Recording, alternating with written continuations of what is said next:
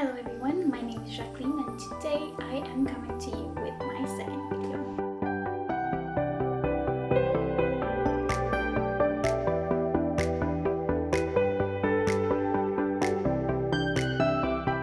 So today I wanted to talk a little bit about love. Love that everyone wants to get no matter what. I want to see this topic not on a surface level or an emotional level, but one underneath.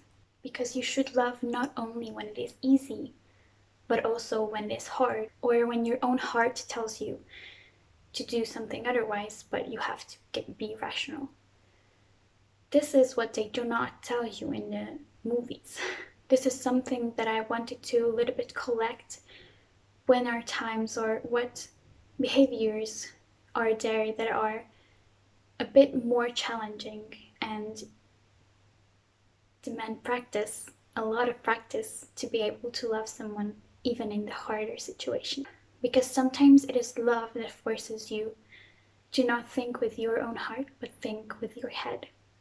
Think rationally and think about the other person, what is good for them. So today, before I sat down to do this video, I was thinking just what really is love. And I asked my mother what she thought about it, and she summed it up quite well. And I was quite amazed actually. She said that love is when you give to the other person what they need. Not what they want, not what they desire, but what they truly need in that time, in that area in their life. So I wanted to bring few of the situations or few behaviors where you can improve yourself, because I feel that we are learning what love is throughout our whole life. And basically this is something that you can never get tired of learning. You can never get, perfect in, but you can always get better and better and better. So I wanted to come to you in today's video with some of these parts. This is not in any particular order, but the first thing I wanted to just mention is acceptance. If you love someone, you accept them for who they are and what they believe in. You accept them no matter what. Because honestly speaking, you can never change someone. And you never should want to change anyone. Because you do not know what they went through, you do not know what they grew up in or what their belief system is exactly. You can only know that you're there at that time in their life, and you can only give love and accept who they are. Also, it is a really key point to say to this that you cannot accept truly anyone if you do not accept yourself first. If you do not accept that you are a unique and beautiful being who is just as important as everyone else, and if you are good with that, if you accept who you are, if you love who you are, then you are much more likely to love others way more and give to others way more, because you know who you are. Then it's way easier to love others and see more positively the life you are living in. So the next one is forgiveness.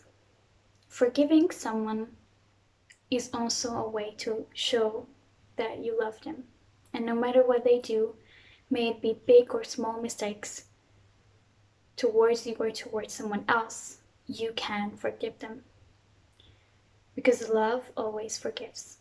Of course, there are exceptions where it is so big that you cannot forgive, for example, a cheating or something that they disrespected you with.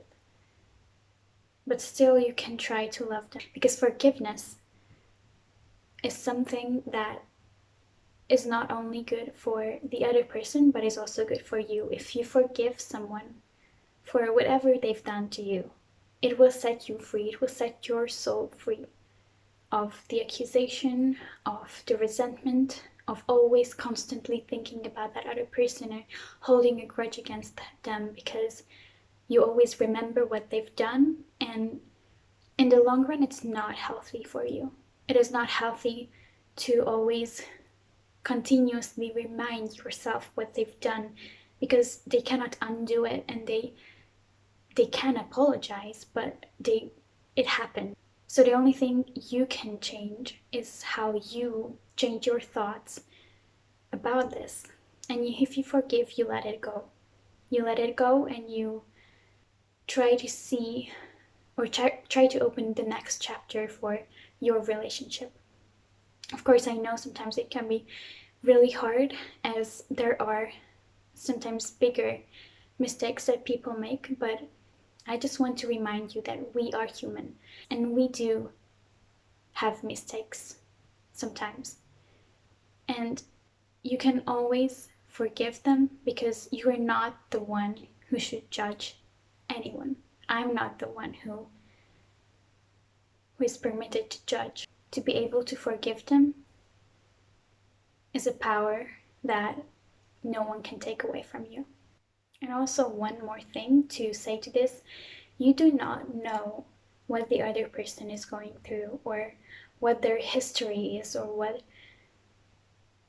emotions they're struggling with deep inside. No one can 100% know what the other person goes through. We can only try to understand and forgive. The next one is patience. And this is a one for me that is really something that I should work in as well, because sometimes it is really hard. Patience for something to learn, or patience for someone. Here again, I just want to add that you can never change a person. You can only change yourself, and how you behave, and how you want to perceive that relationship, no matter how challenging and how difficult it may be. But in the long run, it really is rewarding, because if the more patient you are with someone, the more comfortable they will get around you, the more they will trust you, the more they will open up to you. Patience can do a lot of things, and can really bond a relationship so much more than anything. Also, if you are really frustrated with someone that is always doing the same things that irritate you, patience can help a lot. And I've been reading a book called The 7 Habits of Highly Effective People by Stephen R. Covey.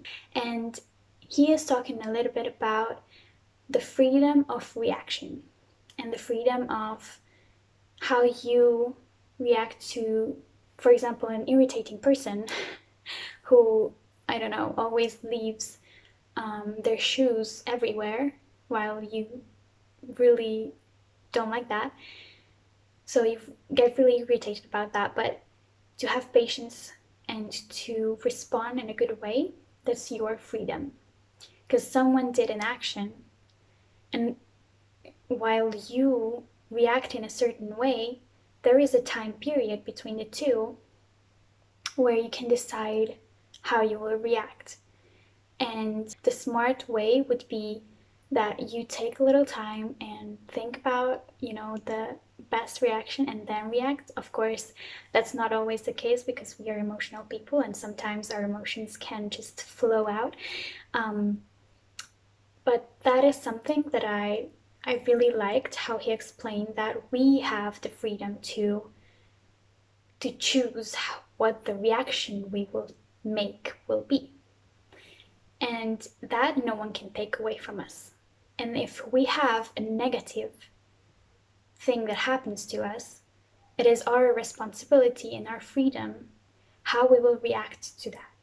Will we react in a negative way, that we just, burst out with emotion and just say what comes first into our mouth or our thoughts?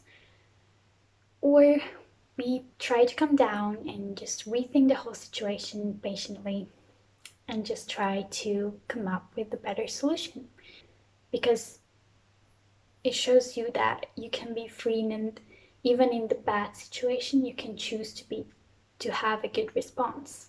It is your freedom. And it also mentioned that if you react negatively to a negative situation, it just justifies, your position in that situation.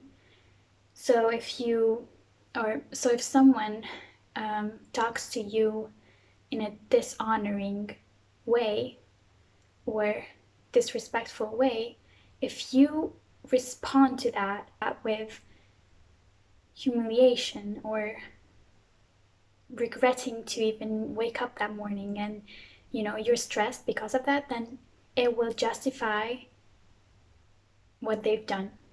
You can guard your heart and defend yourself with love, simply by not letting the negative situation affect your behavior or your mental health or your emotions, because you are way more powerful than that. So the next thing I wanted to mention is respect. Respect is kind of similar to accept, in a way that you respect the other person's beliefs, you accept the other person, what they eat, how they behave, you respect them as a human being. Okay, so there is this scenario, for example, when someone is not as experienced in something than you are, but they have the duty to do that certain thing, and you want to help them or even do it for them, because you feel that it would be faster, it would be more efficient, you already know where to go, what to ask for, but you have to respect the other person. You have to be able to see what they need. And in this scenario, what they need is space. You have to let them be and figure out how it works. You can of course help them with small things, but this is the only way that they can learn how to become a leader or a team leader or an event organizer or anything, how they can be in a certain role. And this is what they need. Sometimes helping and loving them is when you just step one step back and you let them do their thing. And that's perfectly okay and fine, that you respect who they are, how they're dealing with the situation, and you let them work. The next thing is continuous effort.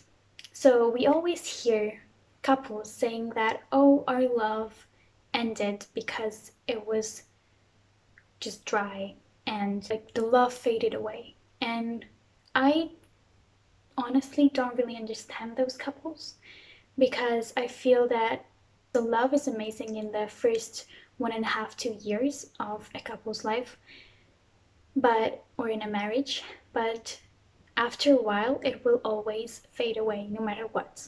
Even if there is the best couple on earth, like the best husband and wife on earth, it will fade away.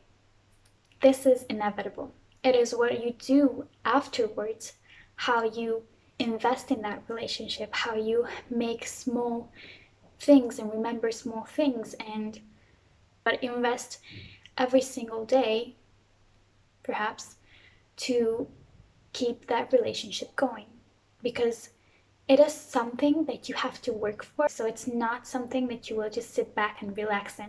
It's not. There are a lot of couple therapies for this, or there are a lot of books on love language and relationships, and this is an area where you also have to just, put your effort in, learn and practice, and yeah, these kind of things. So this is something you learn throughout your whole life and you practice your whole life. You can get better in it. Like, it's not impossible. You just have, it's all in your head. Like, if you decide that I will love this person no matter what, then you will love this person no matter what, and you will stay with them and you will love them and you will pour your heart out for them. So my next thing is constructive criticism. And this is sometimes really, really hard, because you have to be able to tell the other person some negative things sometimes. But it is only for the better. Because if you want them to learn, if you want them to grow, if you want them to get better in who they are and what they do, then you have to get to sit down with them and just be honest. But it is also important how you tell them this information or this realization that you got. Because no one likes to hear that they are lazy, that they are arrogant, that they are selfish, or that they are loud, or these kind of things. No one likes to hear them, but we are humans and we want to get better in life. We want to self-develop. And if you're really good friends with that other person, then they should understand and be open and, thank you for doing that, and just help each other out with this and become better person and motivate each other to be better person in life. So my challenge for today is, who pops into your head right now that you have to talk with?